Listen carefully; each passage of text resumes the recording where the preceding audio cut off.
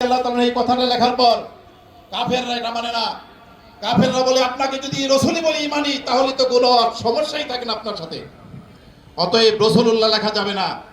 নবী আলাইহিস সালাতু সালাম সেখানে ছাড় দিয়েছেন, বলছেন ঠিক আছে রাসূলুল্লাহ শব্দ কেটে দাও, মিন মুহাম্মদ ইবনে আব্দুল্লাহ লেখো। লম্বা কথা, এতটুকু বুঝাই আমি আপনাদেরকে। এইখানে রাসূলুল্লাহ সাল্লাল্লাহু আলাইহি ওয়াসাল্লাম ছাড় দিয়েছেন রাসূলুল্লাহ সাল্লাল্লাহু আলাইহি ওয়াসাল্লামের ব্যক্তিগত বিষয়ে, এবং রিসালাতকে কাফের কুফাররা মুশরিকরা মানে না, ঠিক আছে না মানার আওতায় তারা থাকুক, এখানে ছাড় দিয়েছেন। ঠিক তেমনিভাবে উহুদের ময়দানে চলে আসেন। উহুদের ময়দানে মুসলমানদের যখন প্রাথমিক সময়ের ভিতরে মুসলমানদের যখন একটু পরাজিত হয়েছিলেন, তখন কাফেরদের নেতা আবু সুফিয়ান ডেকে ডেকে বলছিল হযরত আবু বকর বেঁচে আছে নাকি, উমর বেঁচে আছে নাকি, আলী বেঁচে আছে নাকি। এই কথাগুলো রাসূলুল্লাহ সাল্লাল্লাহু আলাইহি ওয়াসাল্লাম শুনতেছিলেন। সাহাবী